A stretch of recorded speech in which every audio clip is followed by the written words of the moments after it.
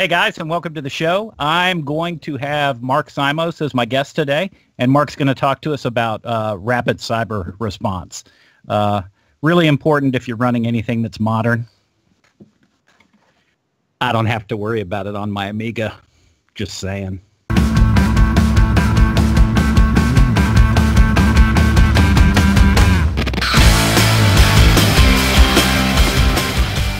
So what are we going to talk about today?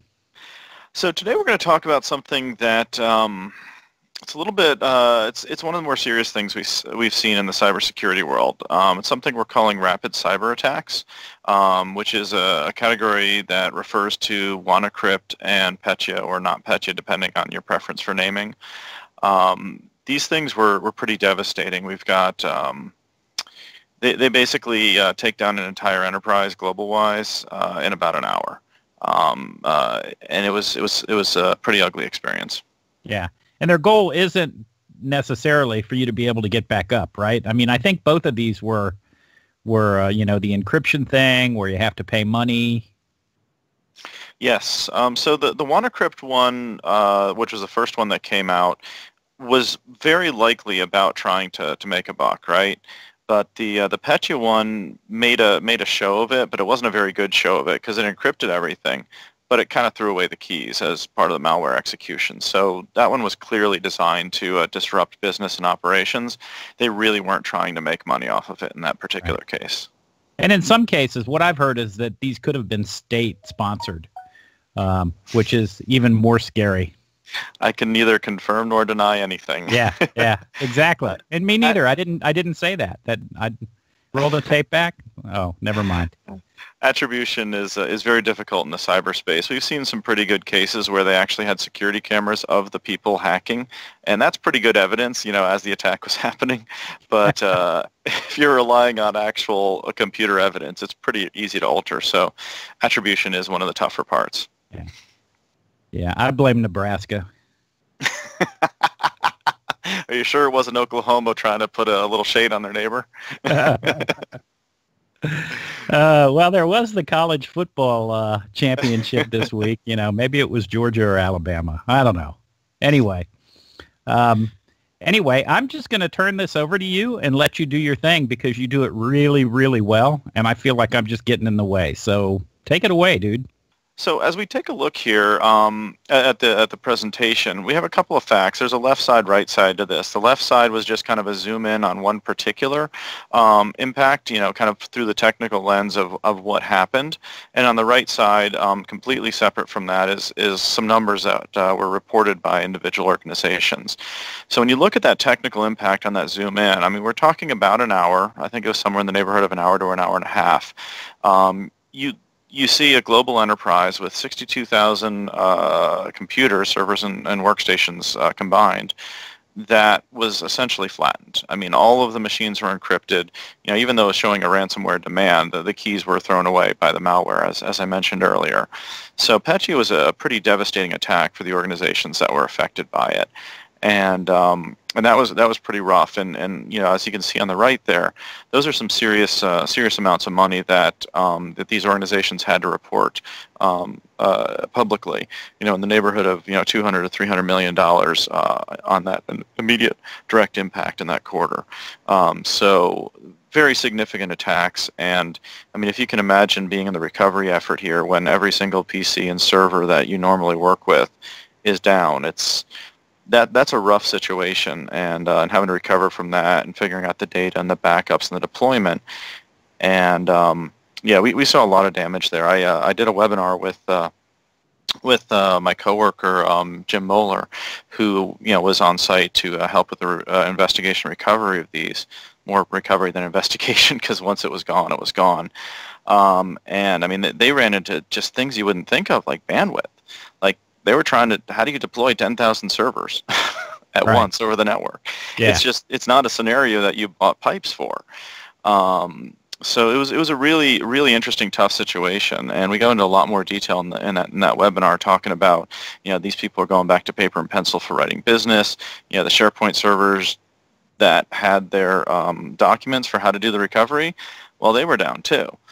So all sorts of really, really tough challenges that these organizations had to hit. And in many ways, it's kind of the doomsday scenario that a lot of these security salespeople that we see in the industry, the security industry, kind of have been warning about for a while. Yeah. Yeah, and I can't see the number on the slide because it's kind of blocked. The way that we're doing these recordings is preventing me from seeing the number. But what was the number for impacted computers? 62,000 total, so 12,000 servers, 50,000 workstations. That's a lot of computers to rebuild. That is a lot of computers to rebuild, and a lot of data that was on. And even if you had decent backups, there's still going to be a lot of data there that probably is lost just because it falls through the cracks, right, between the last backup and the attack. Yep, and we don't see many organizations that back up the workstations. So if it wasn't backed up through the servers and applications, and or some way of distributing the files and centralizing them, some of that data was just lost forever. Yep. Wow. Yeah. So Petya was a very, very devastating attack. And just moving forward, to kind of look at what this attack was. I mean, there's a little bit of good news here in that this had the hallmarks that it was done by a very advanced actor, and to a degree targeted. It might have gone outside of its targeted scope and intention, because it would be unusual to want to take down the particular set of enterprises that got hit. But it did require some advanced stuff the way that they did the targeting. For example, here they didn't go through phishing and browsing, which was kind of the normal way of getting a cyber attack done and getting it started, getting your foothold in the environment. They actually went and compromised a vendor, a particular software vendor called Medoc, which is produces a piece of software that's required for doing business in Ukraine. And they then used that compromise to go ahead and get the malware into the customer target organizations. And so once they did their normal update process of that application, whether it was manual or an automatic update, it went ahead and kicked off what was essentially the worm that went and did the destruction. And the things that were interesting about this is that it actually used multiple techniques to spread, and it used them both effectively. One of which was the Eternal Blue exploit, or the MS17010 vulnerability in SMBV1 that was patched back in March of 2017. But this one also essentially, from what we can tell, was a copy-paste of Mimikatz, which is pass the hash and credential theft malware, or rather a security research tool. And so it looks like they copy-pasted the source code of that right on in there. And it did credential theft in an automated fashion. So it would steal whatever credentials were logged in, including any service accounts that were there, any admins that were logged on, or any users. And it would use those to propagate around the network and impersonate those accounts. And so it could use either one of those to get to all the different targets. So when it wormed very, very quickly to get to those machines. Wow. Yeah, and a little bit more in the geeky technical details. The way it did the encryption was a little bit unusual for what we see in normal ransomware. Is it encrypted the MFT, or the master file table, of the disks or volumes. I can't remember which one it's tied to offhand. And essentially rendered those systems unbootable, and kind of booted up from a little warning screen that told you to pay a ransomware. Again, a ransomware that they could never get the data back anyway because the keys weren't saved. So it's a little unusual there in that it didn't do all the encryption while it was online. And then there's like a little bit of a mystery here. It's not a huge one, but it was wiping drives. But before it did that, it cleared the Windows event logs, which was sort of an interesting little signal. So we're assuming it's probably just standard practice, which is what a lot of advanced groups do, is they just have modules that wipe the event logs on the way by to kind of cover their tracks. But there is the potential they were hiding other actions that they didn't want half finished. It's a potential, but it's a little bit of a mystery there. It's kind of an interesting, why would you do something twice kind of thing. Yeah. Yeah. Well, they were probably just whacking this stuff out as quickly as they could. It may have been just a mistake. Yeah, I mean, the attackers are human too. A lot of people kind of forget that. They're not these, evil geniuses sitting up in a space lab orbiting the Earth. They're actually humans achieving a task. So one of the things, and we've actually been working with a lot of folks across industry. Some of the folks from formerly known as US CERT, or it's called NCIC now, that as well as some other government agencies. We're essentially trying to get to a point where we can, and independent organizations actually as well, we want to get to a point where it's no longer a set of Microsoft recommendations how to fix this. We really want to get to a point where this is, hey, a bunch of organizations that a lot of different people trust. And some people trust, NIST. Some people trust Center for Internet Security. Some people trust the certs. People have different levels of trust on who they follow for their guidance. Or, the Australians put out their top 4 list. We wanted to get to the point where we're kind of past that in the industry, where it's just, hey, listen, this is what this group of organizations say, right? This is the recommendation, and we're kind of tired of organizations having to go through and resolve that. So we are working closely with them, and we're trying to get to a point of joint guidance. At this point, it's just conversations, and they've validated and they've said that, yes, we agree with these recommendations. And so we're working through that, and we're hoping to have something bigger to announce at the RSA conference in April. But with that said, the guidance that we've come up with, and this is, again, a compilation from the group, is, first 30 days, this is the stuff that, if you're properly motivated, if you're genuinely, honestly as scared as you should be, this is what you should do in the first month. And we think you can get most of these done in the first month, provided you have a reasonable amount of resources. So destruction-resistant backups. We see the ransomware go after the backups. We saw the backup servers get wiped. So you got to have a set of backups that are either offline or they're they're protected by an MFA process. For example, Azure MFA, Azure Backup has a requirement that if you turn on the security features, it requires you to do an MFA before you erase the backups, alter the backups, edit them, do anything to them. And so it puts a barrier so that malware can't just wipe the backups along with the originals. Critical security updates. We picked on the OS browser and email. Got to get those critical updates fast. And we're a little bit aggressive on this. We picked 4 days. We think that within a 30-day time frame, you should be able to get a plan out there where you can get these critical updates out to a 4-day standard. It may take longer for some organizations. We get that. But the gold standard you should be aiming for is a 4-day deployment time frame.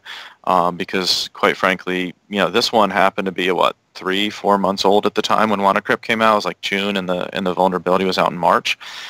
But you can't guarantee you're going to have that time every time.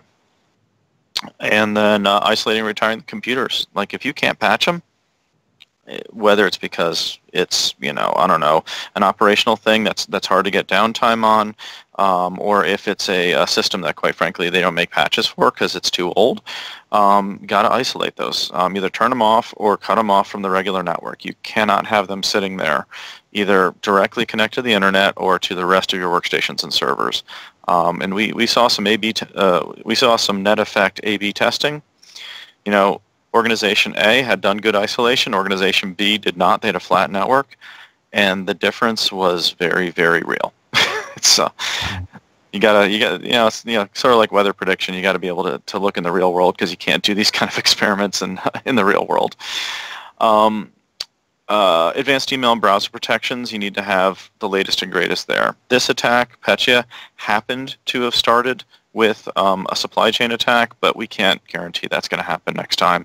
Almost every other cyber attack comes through phishing and phishing email and in-browser attacks.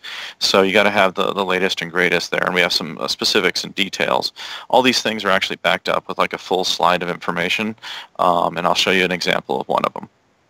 And we posted that open and publicly. We didn't want people to have to, snapshot a video or anything like that. We got a link to where they can download the full deck. And we'll try and put that link up. Absolutely. And there's a lot of capabilities. One of the examples is Defender Antivirus has a feature called Maps, which when it sees something suspicious but it doesn't actually hit one of the signatures, there can be a delay between whatever your cadence is for downloading your signatures, 1 hour, 3 hours, 6, 12, 24 hours. You can have that delay. When you're talking about an hour to wipe your enterprise, you don't want that delay to be the reason why you get wiped, right? And so there's a feature called Maps in Defender AV that you can turn on. I can't remember if it's on or off by default. that basically it'll suspend the process if it's suspicious looking, go and check to see if there's new signatures, and then come back and then apply those signatures, and if it's bad or good, it'll go ahead and proceed. So that way you kind of reduce that lag. So it's a really slick feature, and there's similar features in other antivirus as well as in IDS and IPS. So we want to make sure you have that real-time cloud view on attacks that move this fast. You know what I mean? Yeah, absolutely. Yeah, when you look at number 5 there, there's a lot of features or a lot of capabilities, one of which, as an example, is Defender Antivirus, that have real-time blocking responses from the cloud, analysis from the cloud. And the way Defender does this is it actually has a fast enough cloud response that it can suspend the process when it sees something suspicious that doesn't hit a signature, in case the signature was applied 3, 6, 12 hours ago, and then download the latest signature and then see if this is indeed brand new, fresh malware. So that reduces your lag from your downloads, your signature download cadence. And there's IDS and IPS vendors that do this. There's other antivirus vendors that do similar things. That's just an example, but the principle that we're driving for there is really about getting that real-time cloud blocking. Local admin passwords and separate privilege accounts. These are, we've talked about this many times before, the privilege access roadmap. This is just a summary of what we would recommend in phase 1 for any targeted attack. Because the reality is these guys took a tool that was used in plenty of targeted attacks and they just automated it. And so the same mitigations that work for the target attacks work for this. And that is the one piece of good news in this, right? Is if you've done the work for targeted attacks, you're already in pretty good shape for the credential theft. Or if you're doing it because the boss says we're going to do whatever we need to do to not be the next Petya, right, victim, then you can then get protection against the target attack. So the good news is the mitigations play either way. And so that was something that it's a little bit of silver lining that we could find in this storm. Yeah. And of course, we know you can't do everything in 30 days. That's just the God's honest truth, and that's how it works. And so again, we've really used the timing as a really strong suggestion for people on when they should be scheduling this stuff, because we really do think this is that serious. And then so we've got the 30-day piece, but we've also used it as a prioritization. So the things that we think is going to take you longer than a month. So validating your backups. We don't want you to stop taking those malware-resistant backups or destruction-resistant backups, but we want you to validate. Them as soon as you've got that under control. So as soon as you've got them protected in there, let's go ahead and test that restore process, right? And make sure that works, because I've seen too many cases of organizations that think they have the ability to restore because they've got the backups, it's taking up space, it's gone through the process, but when they actually try to restore it, it just doesn't work. And I've heard too many horror stories in that space. You've got to validate those. And then, this is more of a nod to the standard ransomware stuff, but and WannaCrypt resembled this more so than Petya did. The reality is, a lot of people have a lot of permissions and a lot of files, right? And so if I have something that's scanning all that and trying to encrypt everything I can write to, well, what if I have write to a big shared drive with a terabyte of critical critical organization data? Just because it's shared for everyone to read and write to. And if anyone can do it, one ransomware hit on that, that whole share gets encrypted and boom. So really getting a handle on that and really getting the least privilege there. And there is no shortcut to that. It's just, checking the stuff and getting the permissions. Yeah. And then, we know, we picked on OS browser and email because they're like they're the path, right? They're the line of sight for most of these attacks, and those are where the vulnerabilities are most valuable to an attacker. But there's plenty of other stuff. You've got your middleware and all these other things that critical update can be used, and so we want you to get to that standard. But we recognize that if you look at Windows Update, most of the browsers, including ours and the other browsers in the industry. You look at the email clients, most of them have a pretty good update mechanism, right? You can actually turn around a solution pretty quick to get that up to speed. But when you start looking at some of these middleware that just don't have a good update mechanism and people tie to specific legacy versions, Java is one example. It starts getting pretty ugly, and we know it's going to take time to engineer a solution for that, and we are working on trying to get some better guidance out there. But we recognize it's going to take a while to get those kind of things patched quickly. Yeah. This is exactly why I have a Kpro running CPM. It doesn't even have a web browser or a net card. Yeah, or email. In my BOS that I use for word processing and printing on my dot matrix printer. Okie data. I still remember the sound of those things printing out. You can find them at your local DMV.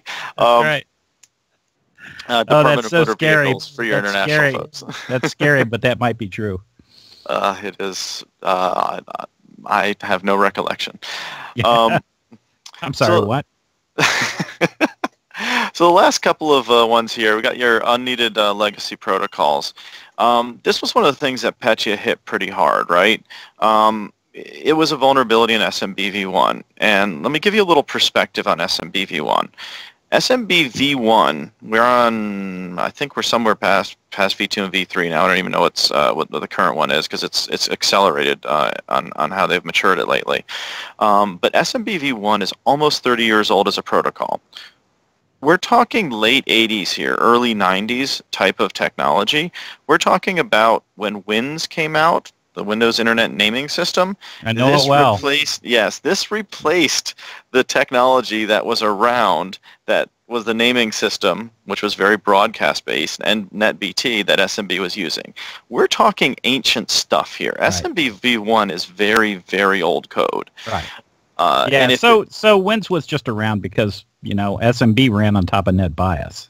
NetBUI, actually, or NetBIOS. No, it was NetBIOS. NetBIOS was the interface that SMB used. We didn't have a good socket solution back then. We had to run SMB over NetBIOS, and NetBIOS names are different than sockets names, and that's why Wins exists. Wow, dude, you took it back there. I was on that team. Wow. Okay, so for the younger folks in our audience that can't tell war stories that old, IP was Internet Protocol. You're like anybody under 40. Nice. IP was the protocol of the future back then, so that's how old SMB v1 is. And so really getting rid of those, we picked on SMB v1, of course, because the vulnerability hit that, and there's a lot of good reasons. But we also picked on Landman and NTLM, because those are also very old protocols that have a lot of security problems. So, we really want to see organizations start taking those out. And there's some investments going on within Microsoft to make that easier to customers to do that. It can be done now, but we want to try and get it a little bit more automated, a little bit easier to do. Yeah. And then the last piece is just stay current, because, the patching is one thing. That just keeps you, out of the hot water. But you don't want to be near the hot water either. And so you want to stay on a current OS and be running the latest and greatest stuff that when you look at what you've got with Exploit Guard and all these kind of things that you get with a new operating system from Microsoft or from, any other vendor, you want to stay current. You want to be at a place where you have all those features that can protect you at all the points that you can intercept one of these attacks. And it's just critical to be running the latest capabilities. Yeah. And our new update model really, tries to help you get to that point. Yep. We ship large updates that are cumulative that have all the previous updates in them, and that's just another attempt to keep you as safe as we possibly can. Yep, and it also helps make sure that there's one consistent platform out there.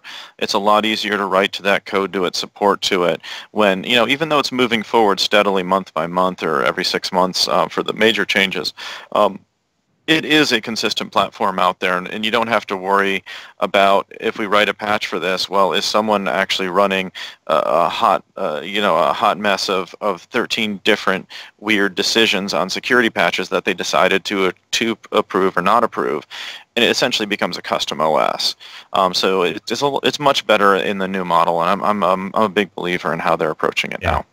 Yeah, absolutely. Me too. I like the fact that we're doing it that way. Yep. And then, just to give folks a sense of what this looks like, and this is in the downloadable deck, each of these we kind of put a decent amount of detail into to make sure people understood what we were intending, so it wasn't just one sentence that you're trying to interpret. So for each of these recommendations, we didn't want to have people trying to interpret one sentence, right? So we wanted to have a little bit of depth of kind of the thinking behind the reasoning, the rationale. And so what we did for each of these, and this is all in the downloadable decks, and the links in the next slide here. we wanted to make sure people were very clear on what we intended. And so, for example, the critical security updates for OS browser and email, the standard here is complete deployment within 4 days. And we define complete as 99% or more of your computers. And, we're a little bit more aggressive than in times past in this recommendation. But when you look at the fact that the OS, the browser, and the email clients are in that line of fire of most adversary attacks, you want to get these up to the highest possible standard. And quite frankly, we're being a little bit nicer than the Australians, who have a 48-hour or 2-day turnaround, so we're giving you twice as much time, a little bit flexibility. But this is something that we have a very strong recommendation on because it is so critical for these and so many other issues as well from a cybersecurity risk perspective. But I just want to go on the record to say that, I've got nothing against the Australians. I love Nicole Kidman. So for each of these, we have not only the standard, but we also have the rationale. What was the reason why we made this choice and specifically these choices, sort of the backing it up. And then we sketched out a little bit at the bottom there on the expected organizational impact. So, what is the impact on IT? What is the user experience? Is this going to affect them or impact them? Is this going to affect business operations potentially? Just to help organizations kind of think through what they may have to overcome as they meet these standards. And so, we wanted to give folks a lot of guidance so that they can really kind of think through it and understand the thought process that we went through. Cool. And so there's one for each of those. Full details in the webinar that Jim and I did. We spent, I think, a good hour talking about these topics. And webinar's there, first link. And that's a recorded session that we did in the studio. The slides themselves, all the slides, including all the notes that we use for our own folks at Microsoft to present and explain this to customers. All of those, excuse me, are also available. And then there's a whole bunch of other stuff that I published or that I send out to organizations and customers on a frequent basis. And so I kind of got tired of finding the email that I had sent last time and copying and pasting. So I created a LinkedIn article that has a list of all the stuff that I send out quite frequently, including this. And you can go there on AKMS Mark's list and find those. Cool. That's awesome. Cool. So that's all I had for you, Mr. Man. He forgot my last name. I did. I'm sorry. I didn't want to say the wrong name. We've only known each other for what, 15 years? I've known you as Lex the whole time. I never use your full name, dude. I am sorry. That's okay. You just have that moment when you're like, I'm used to the word being there, and the word was not there. Yeah. So yeah, I'm getting old, and that happens to me quite frequently now. So it's no problem. Cool. Well, Lex, thank you so much. Really appreciate the opportunity to speak to your audience and give them a heads up on this, and really want to see people implement these recommendations and be in a better place. It's much better than our folks visiting you in your darkest hours. Yeah, absolutely. Yeah, you want to be as preventative as you can. You don't want to have to call us after this has happened. And one thing that we've stressed in other shows, but that I'm going to stress again here, is that if you get hit by one of these, we can't fix that. We don't have any magic way to fix it. Yep. Yeah, people don't want a magic backdoor into Windows until they've had an incident. They're like, please tell me that you have something else. And the fact is we don't. We're very open and transparent about our capabilities. Right. Yep. All right. Well, listen, thank you so much for being on the show, Mark. Oh, yeah, Simos. Oh, payback. Ow. And, dude, I couldn't resist. Of course. Yeah, I'm sorry. That was mean. But that's your taste of Premiere.